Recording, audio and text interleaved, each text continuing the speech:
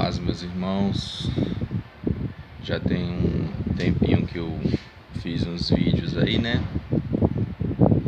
Mas por esses dias eu estava ouvindo umas músicas, uns clipes, sabe? E me deparei com um clipe de uma música muito interessante que mostra muitas verdades, né?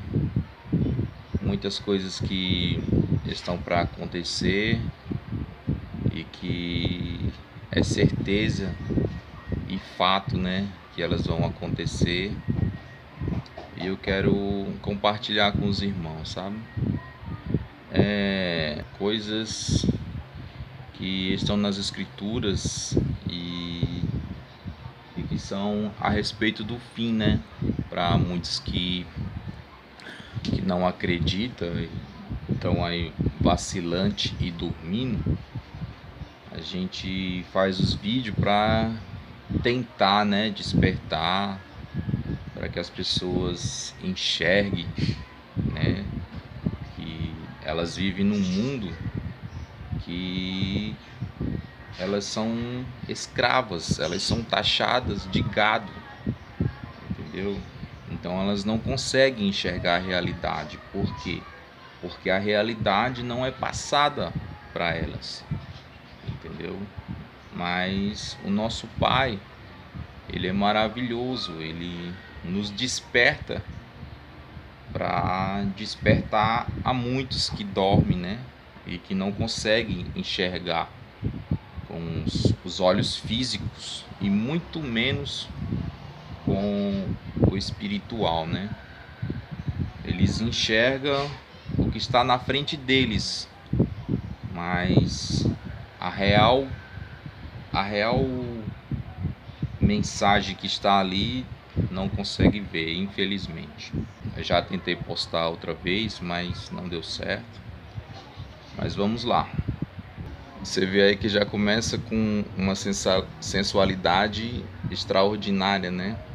Uma moça bonita, toda de branco, e que hipnotiza a juventude, as nossas crianças, né? As nossas crianças, elas são hipnotizadas por essas pessoas, né? E realmente a letra da música é muito bonita, a música é bonita, mas o que está por trás disso, as pessoas, as crianças, não conseguem perceber. Veja que elas ficam hipnotizadas no clipe. Azuis. Depois os irmãos baixam a letra lá, vocês vão compreender o que eu estou falando.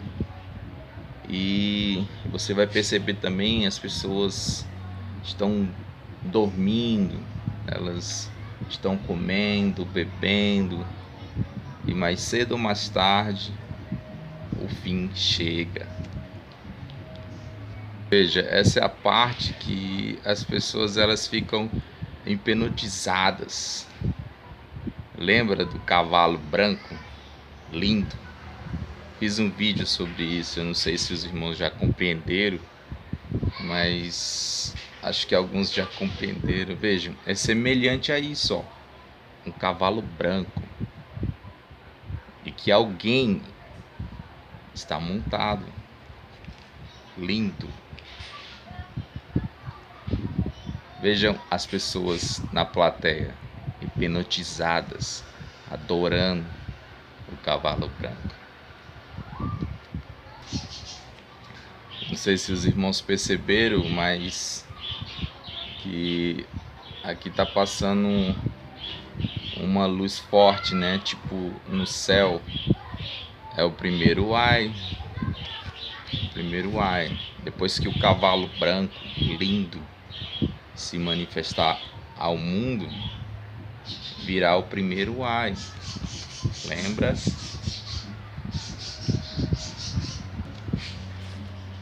Nessa parte aqui a gente vê Apocalipse 12, né? Uma mulher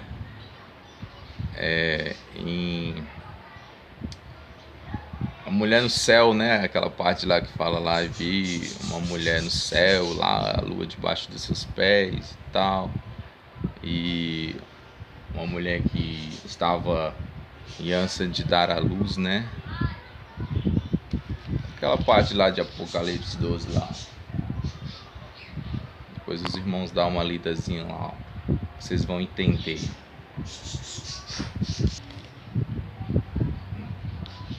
Não tem como não se apaixonar, né, irmão? É muito linda. Não tem como não adorar. É muito linda. É assim que as pessoas estão hipnotizadas. É dessa forma que vão ser enganadas. Entendeu? Lembra que eu falei? Eles vão enganar, eles vão fazer de tudo, vão ser idolatrados, amados. Entendeu? Nessa parte aqui, ó, o carro está indo em direção ao sol. Em outras letras de outras músicas dela, ela fala: eu vou continuar dirigindo em direção ao sol. Entendeu? E é para lá mesmo que vocês vai, todos vocês. Vocês viram só? A piscadinha. Aí você fica se perguntando: por que que os jovens se matam? Por que que as pessoas são tão depressivas? Por causa disso, irmão. Porque as pessoas são fracas, têm a mente fraca, são crianças, são enganadas facilmente, entendeu? Por causa de uma tristeza, uma depressão, entra nessa paranoia aqui, ó. Começa a usar droga, começa a andar com gente ruim, começa a andar com gente errada e acaba tirando sua própria vida, ou até mesmo tirando vidas de outras pessoas, entendeu? E para isso, irmão, não tem perdão. Não existe perdão, infelizmente não existe. Vocês estão vendo aqui, ó, isso aqui caindo aqui, ó. Isso aqui é o primeiro uai.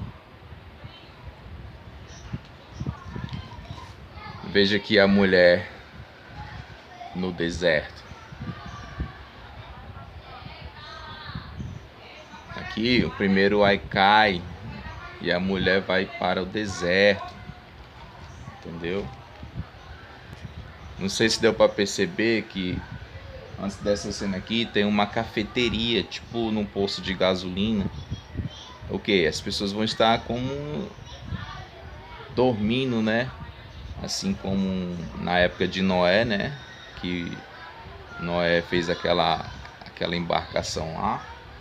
E o pessoal tava dormindo, comendo, bebendo, se dando em casamento, casando com deuses, né? Com anjos caídos.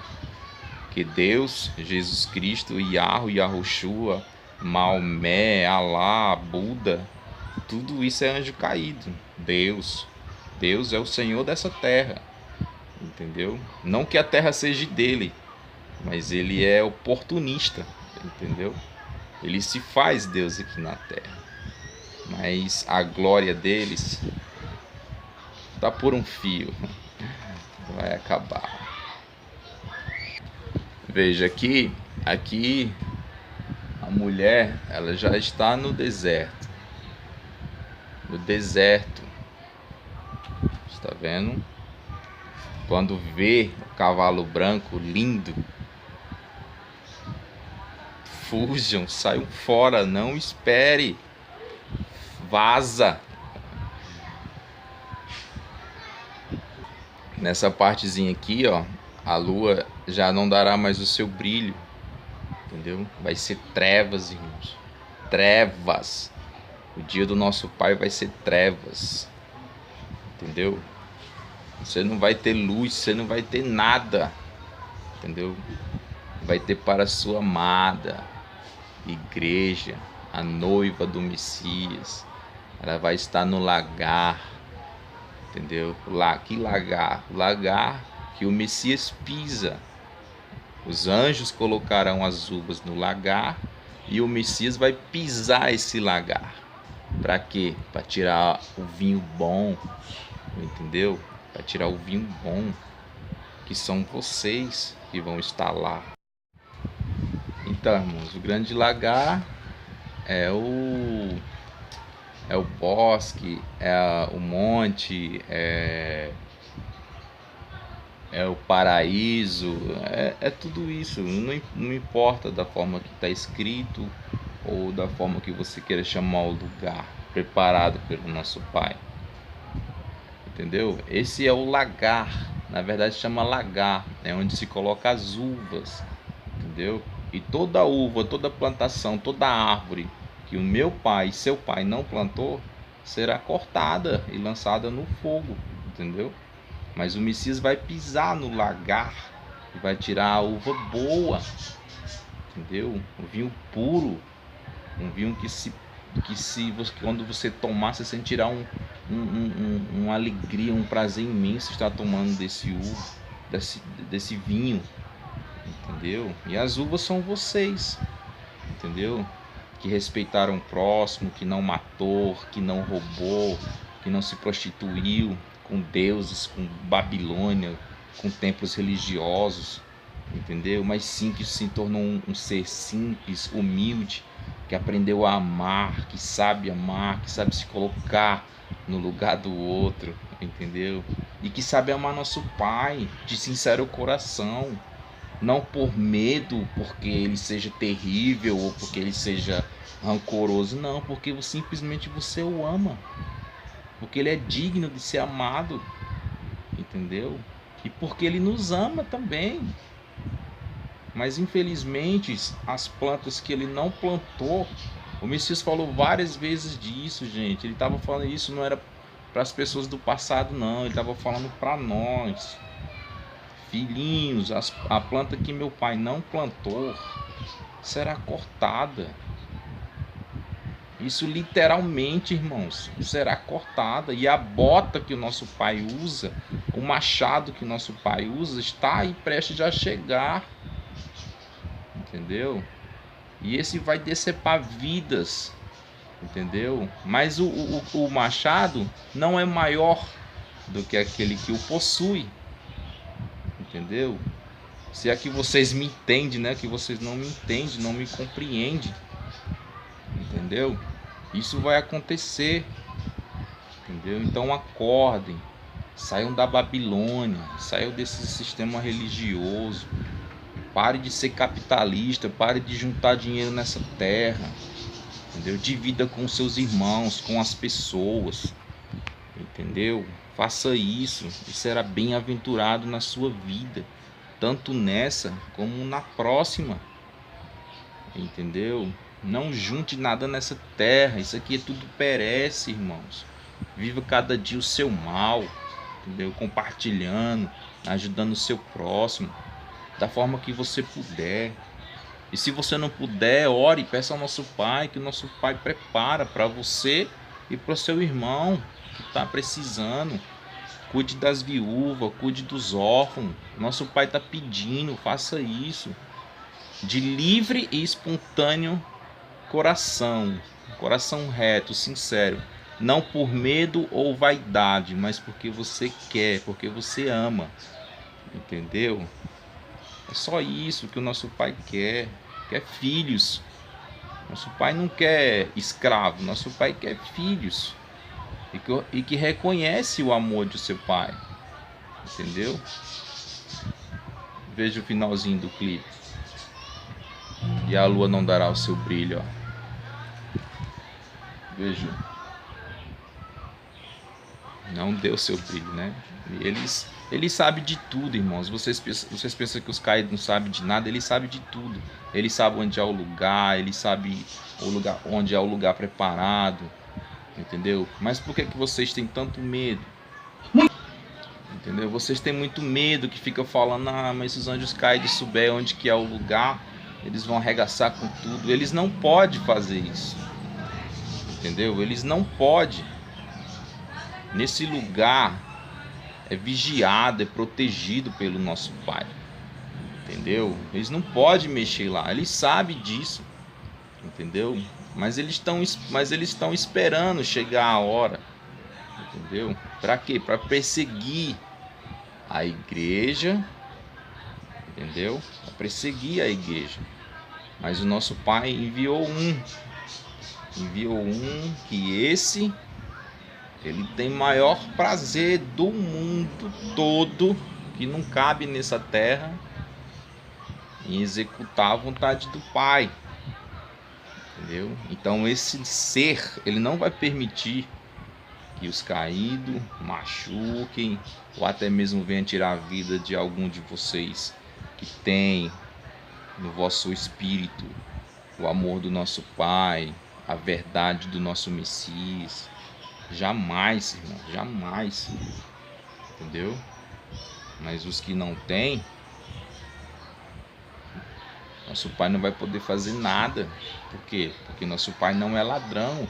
Ele não invade o espírito e nem o coração do homem. Pelo contrário, ele bate na porta. Mas se você não abre, tá entregue às baratas. E quem são as baratas? São os caídos. Entendeu? São os caídos. Só que o nosso Pai tem filhos. E todo pai protege seu filho. Entendeu? Então não dá uma de louco não aí para querer machucar os meus irmãos, querer chegar junto neles lá e querer tirar a vida deles. Não faz isso não. Não faz isso não, porque tá chegando na hora, viu? Tá chegando a hora que o Pai vai dar poder a seus filhos. Entendeu? Vai dar poder a seus filhos. E o nosso Pai querendo vai ser executado. Vai ser executado. É espírito de poder. Não é espírito de covarde. É espírito de poder e autoridade. Da parte daquele lá de cima. Entendeu? Para proteger os seus filhos. Entendeu? Para proteger os seus filhos.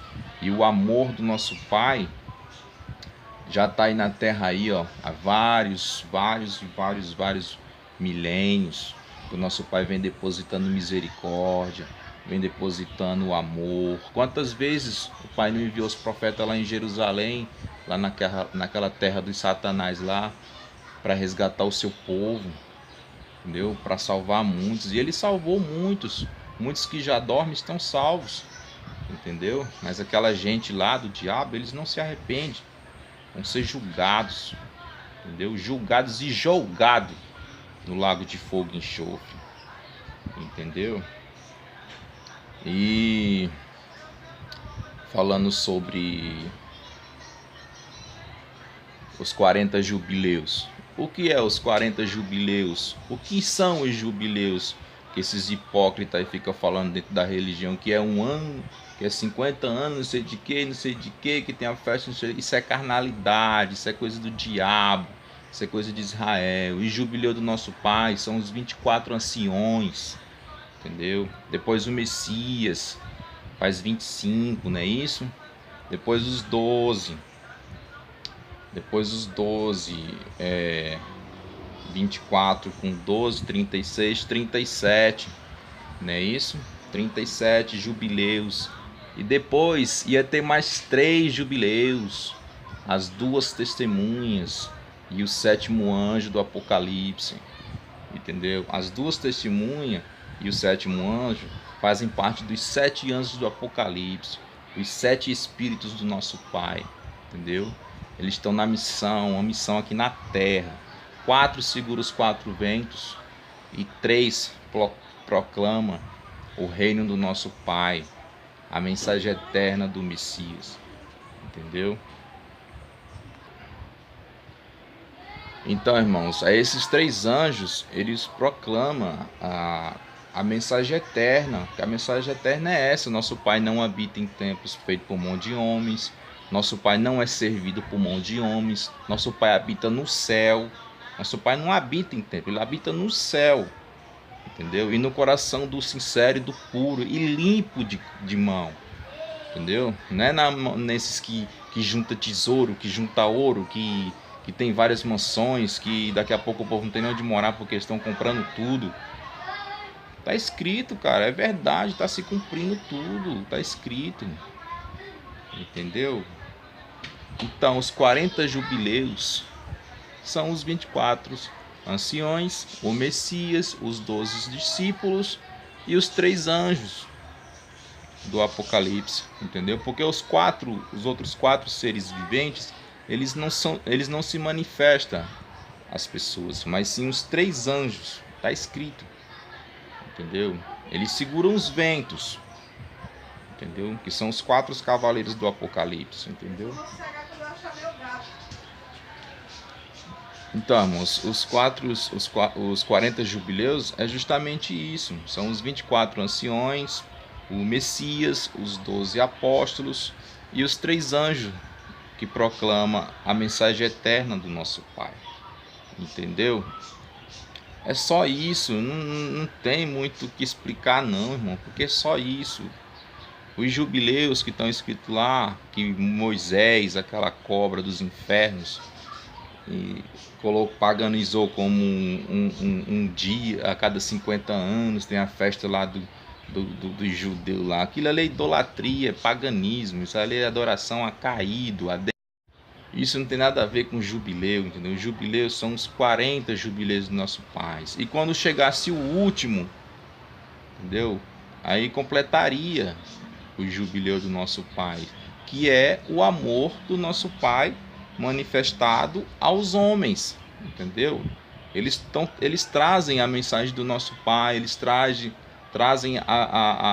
o amor do nosso Pai, entendeu? E proclama a justiça do nosso Pai. Isaías falou sobre isso, Jeremias falou sobre isso, Daniel falou sobre a justiça do nosso Pai, que vai vir aos caídos e aos homens que serviram aos caídos. Entendeu? Então você que está adorando Deus, Jesus Cristo, Besta 666, Yahushua, Alá, Maomé, Davi, Salomão, vocês vão pagar caro. Vocês são cúmplices do pecado dessa gente. Entendeu? Apocalipse 18, sai fora, povo meu, para que não sejam participantes, né, dos pecados desse povo, e para que a minha ira, o meu furor não caia sobre vós também, mas vocês querem. A Santa Inquisição foi um período iniciado no começo do século XII. Com a expansão do poder do cristianismo, a Igreja Católica liderou uma cruzada contra quem se opunha a seus dogmas. Massacres aconteceram.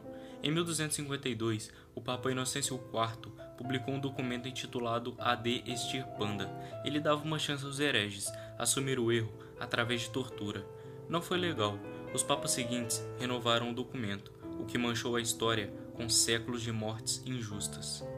Milhões de inocentes sofreram mortes terríveis e inimagináveis, muito pior do que qualquer filme foi capaz de reproduzir. Mesmo sendo difícil de mensurar quais são as piores, vou listar algumas delas. O vídeo de hoje será As Piores Torturas da Santa Inquisição.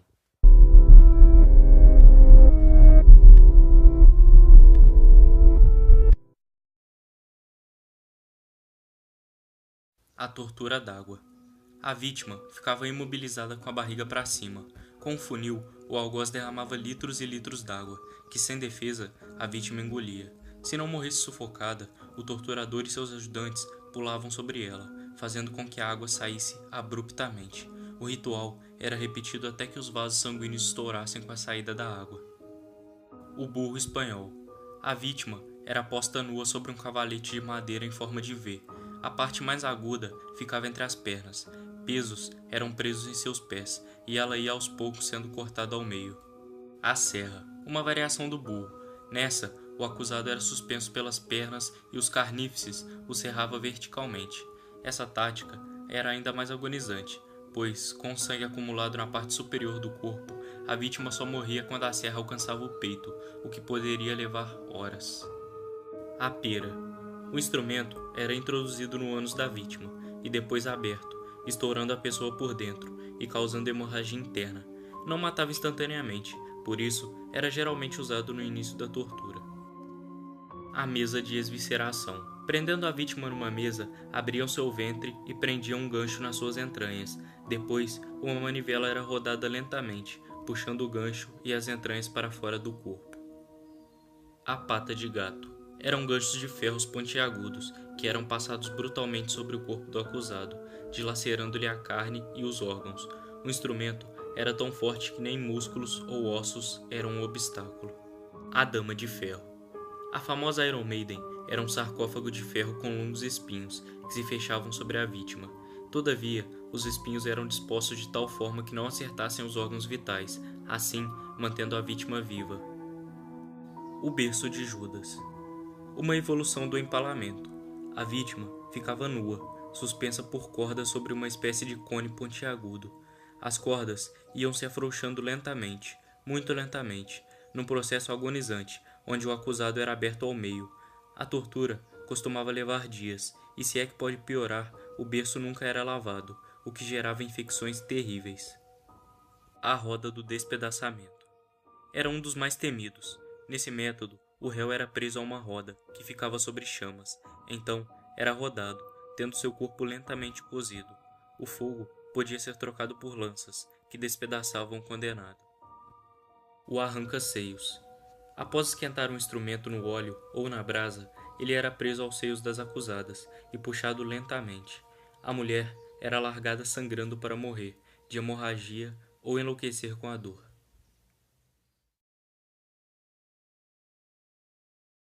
Na Inquisição, assim como os católicos, os protestantes também perseguiram os fiéis, com direito a torturas, execuções e espionagem da polícia da fé. Na Alemanha, o líder protestante Martinho Lutero exigiu perseguições aos anabatistas, grupo cristão mais radical da Reforma, porque, entre outras questões, eles não aceitavam as regras da Igreja Evangélica e divergiam sobre o batismo. A decisão causou a expulsão, o encarceramento, a tortura e a execução de milhares de pessoas. Lutero também divulgou textos com críticas aos judeus, embora sem maiores repercussões na época. Estes escritos acabariam utilizados pela Alemanha nazista, em pleno século XX. Em Genebra, um dos berços da Reforma Protestante, onde ela se mostrou bastante radical, funcionou uma verdadeira polícia da fé. João Calvino, devido à sua autoridade sobre os protestantes suíços, era conhecido como o Papa de Genebra. Ao organizar a Igreja Presbiteriana, instaurou comissões compostas de religiosos e leigos, a Venerável Companhia, responsável pelo magistério, e o Consistério, que zelava pela disciplina religiosa. Para isso, promovia confissões, denúncias, espionagens e visitas às residências, levando muitos à prisão, à tortura, ao julgamento e, em alguns casos, à morte.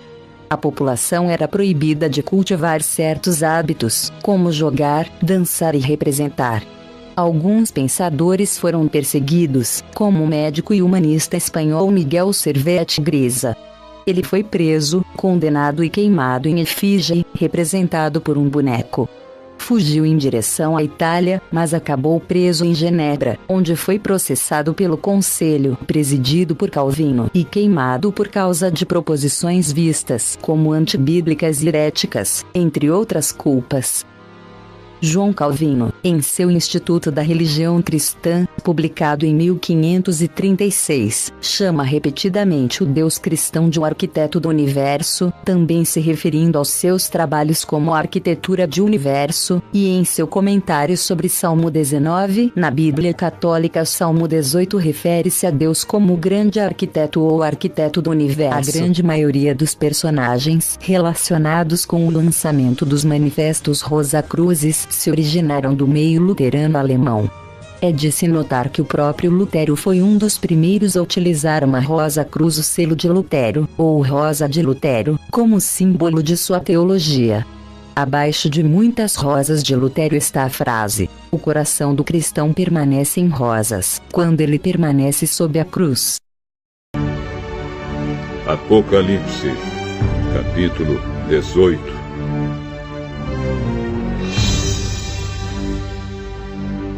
Depois disso, vi outro anjo descendo do céu. Ele tinha um grande poder, e o seu brilho iluminava toda a terra. E gritava com voz forte: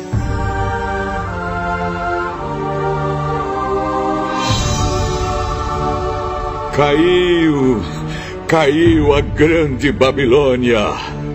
Agora quem vive ali são os demônios e todos os espíritos imundos.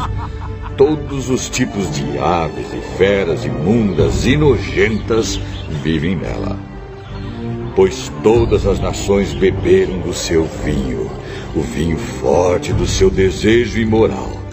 Os reis do mundo inteiro cometeram imoralidade sexual com ela, e os homens de negócio deste mundo se enriqueceram à custa das práticas sexuais sujas da prostituta.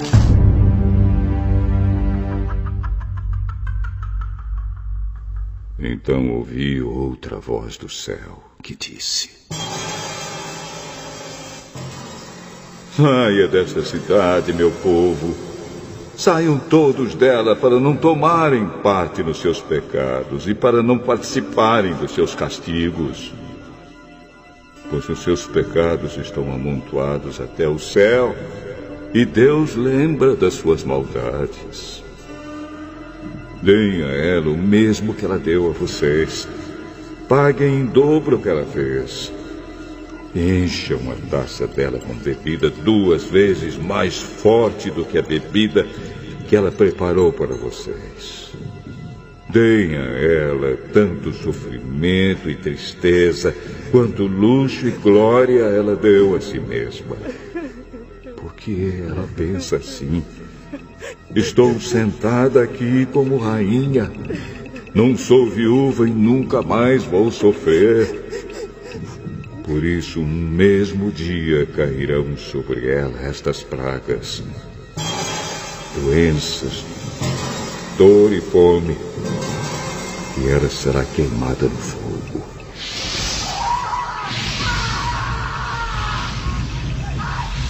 Pois o Senhor Deus, que a julga, é poderoso. Os reis do mundo inteiro que tomaram parte na imoralidade e na corrupção dela vão gritar e chorar quando virem a fumaça do seu incêndio. Eles ficam de longe porque têm medo de tomar parte no castigo que ela vai sofrer e dizem: ai de você, Babilônia, grande e poderosa cidade. Em apenas uma hora você já foi castigado.